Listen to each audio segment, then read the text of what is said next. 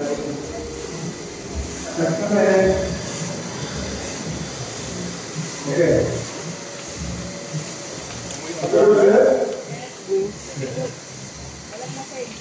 Nice. So,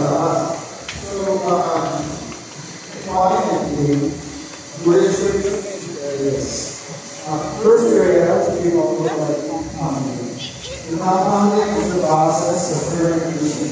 So we're looking at grape juice and we're beginning to introduce yeast eats the sugar and converts it to alcohol. That is what wine is. Come over here.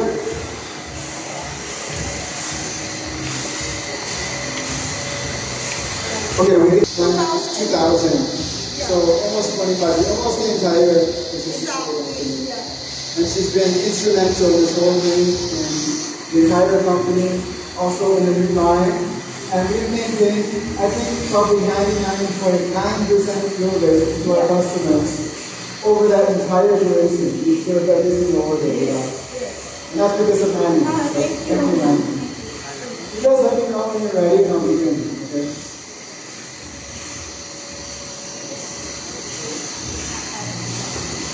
Okay, now? Yeah, can I start? Okay, we're going to go into two major areas. The objective here is to teach you guys about winemaking. After this, because you know how wine is made. And all wine is made more or less the same way. We're going to be doing two major areas. The first area is compounding, which I'll show you, which is converting the grape juice into wine. And the second area is the new bottling line that we just invested in this year. So this is where the magic happens, the magic begins. And essentially what we do is we make one batch at a time. One batch, as you can see here, is 30,000 liters. So we make about 42,000 bottles at a time of wine. One batch. And what we do after that, we fill it with grape juice, and then we begin fermentation. Before I go there, what do you guys think makes a wine good? Repeat your question. What do you guys think makes a wine good? What is that? Oh, okay. What else? What makes wine masarap? What makes wine good? Anyone? Well fermented. Grape variety. So the grapes, right? It's not a trick question. Good wine comes from good grapes. But what if you can't always afford the most expensive grape? I'll give an example like steak. Imagine a ribeye steak. It's not from ribeye steak, right? And ribeye steak, you put salt, pepper, you flip one time, and the steak speaks for itself. If you put that in on the meat though, it's masarap on steak. But what if you can't always afford ribeye? What if you only have hammer meat or a cheaper cut of meat? Filipinos are very creative. They're able to make that meat delicious by adding seasoning, by tenderizing, by doing all these things. So by the time you're done, your beef steak is actually as delicious as the ribeye steak, you know? So that's what we do here. We are not a low intervention winery, we're a high intervention winery. And so we source our grape juice from all over the world, and we look for the characteristics of what makes a grape good for winemaking. Color, Brix content of sugar, acidity, tannin, all of these things make a good grape juice for winemaking. And if we get the sample, and that grape juice needs to be treated, for example, it needs more tannin, we can add grape skin, we can add tannin. So by the time we're done, that cut of meat or that grape juice is an excellent grape juice for winemaking. You guys understand? Yeah. So we treat the grape juice and make sure things are out.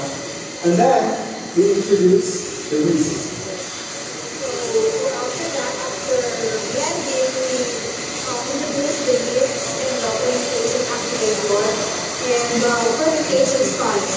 So we have 3 stainless steel tanks for fermentation, and the capacities of each are 30,000 liters each. And our tanks were temperature controlled. They are hooked to a cooling tower to make sure that the temperature is controlled between 20 to 32 degrees Celsius.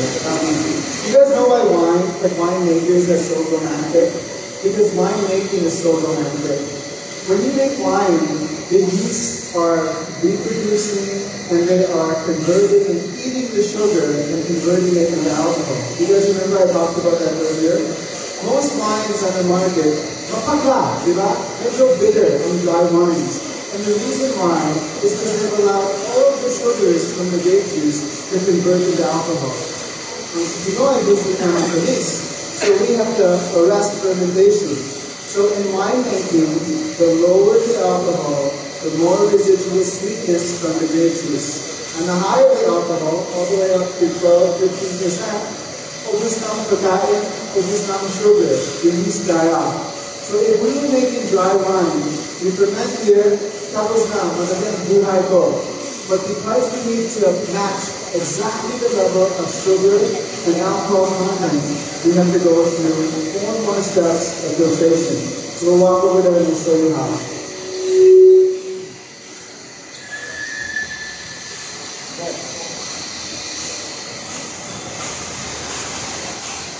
Okay na?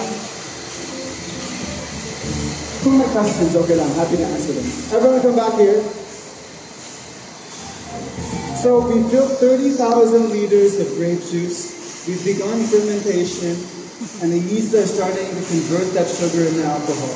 And then we say, it's the perfect level of alcohol. Now we need to go against nature and what's called arrest fermentation. How do we do that? We do that by separating the liquids from the solids. And the first way we do that is through a centrifuge machine over here. I think this machine is from Sweden. Yeah? Yes, from Sweden. Only one in the Philippines. Yeah, only one in the Philippines. We are the only one in the Philippines here. And I hate to use the example, but on toilets, because it uses centrifugal force to dispose of the solids and transfer liquids to our sedimentation tank over here, that tall one right there. So after we do that, we get to about 80% liquid, but any amount of solid is a risk of continued fermentation. So what we do is we introduce some potassium caseinate. Yes, clarifying and flocculating agents. Like egg whites. And what that does is not only does it polish the wine and make it shiny, but it helps the sediment come to the bottom of the tank. Because that sediment, that's where the flavor is. So we still want to capture that. So we put in those agents to clarify, bring down the sediments to the bottom of the tank. Then we take that and we put it through a press filter and put it back into the tank. And we're able to capture about 5% more. So at this point, we're like 85% liquid. But may problema pa kasi may 15% solid. And any continued solids is a risk of continued fermentation. But we already said, no, we want you to stop fermenting. And so we have to go through another series of filtration, which we can't show you.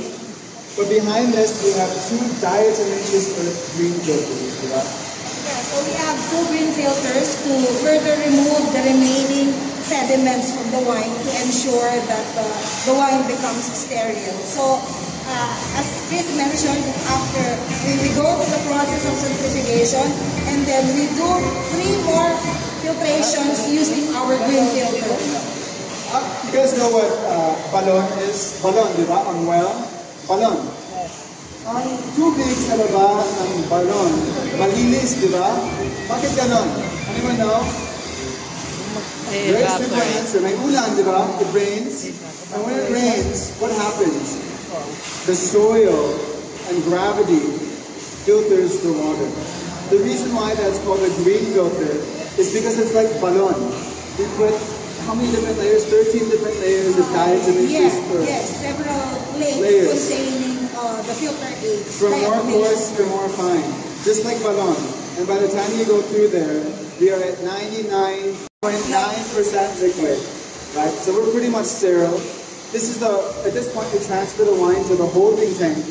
And from the holding tank, every single employee, every single person tastes the wine. Because you can look through microscopes, you can run tests, but the best knowledge is tasting the product yourself. And the best people that know are the people that work in this facility. So every single person is to give their approval and say, ito, ang Novellino, ito masarap. We can proceed after that. Gets mo? Nothing better than tasting the product yourself. It's a nice part of the job. Okay, na? And I guess one more step that we'll show you later on. I told you 99.9%, right? It's still not enough because we can't have any contaminants continue. So there's one more series of microfiltration that you'll see on the other end. And we run the wine through 3 microfilters. I know mesh size on microfilters. So for the microfilters, we have 10 microns, 1 micron, and 0.45 micron rating. Before the liquid goes to the bottle. The smallest known bacteria to man is 5 micron.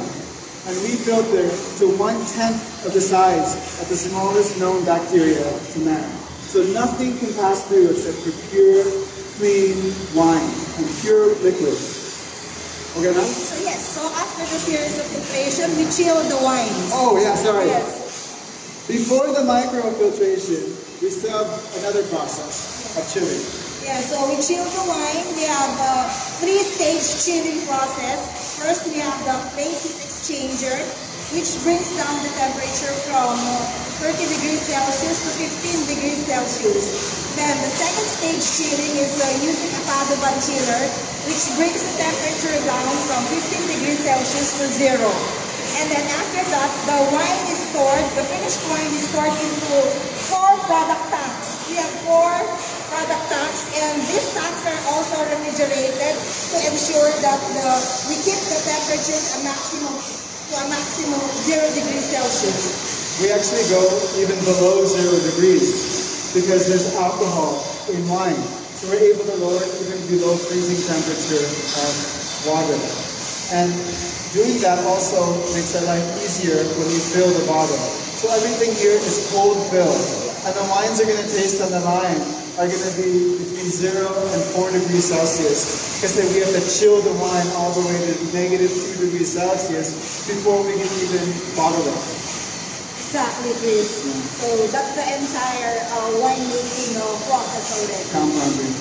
Just to be clear, if we were making a dry wine, there's no need to change the temperature, there's no need for diatomaceous green filters, there's no need for all of these fancy machines. But because we want to make a wine that's sweet for the Philippine palate, and because we want to make wine and not just grape juice added with ethanol, because we want to go through fermentation, we do this for the Filipino people. We go through this process where the alcohol is derived from fermentation.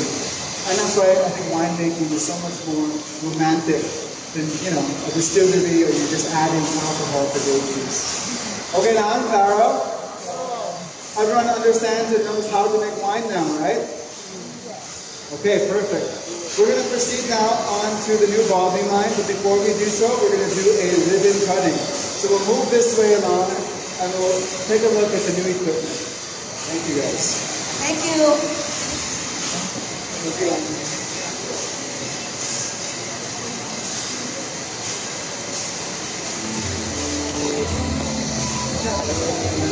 Yeah. So there's that.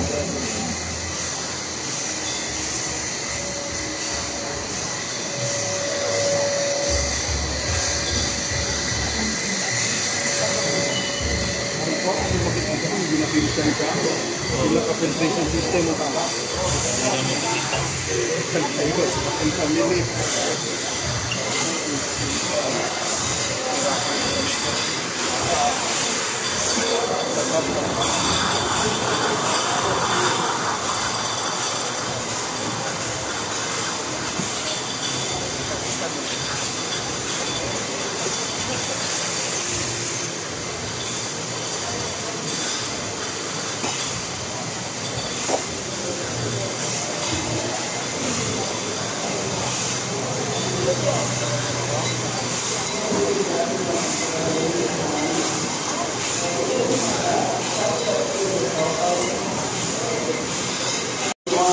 But you're not done yet. Because you still have to get that beautiful delicious liquid in the bottle. And this part of the line is very complicated and it's very challenging, but we're confident to have what I feel is the best equipment that one can buy. All of the equipment you see here is imported from Italy, and it's not just imported from Italy, it's the best manufacturer of that specific machine in Italy. So if you were to compare the cars, people on Ferrari, a car. It's like the highest end. Bugatti is the best brand that makes the best equipment. So we're very proud of making this investment. All of the equipment, as I mentioned here, is first in class, sourced from Italy, and this essentially triples our output. Our bottleneck before as a company was our ability to bottle the wine, and now we're able to do 3 times more capacity.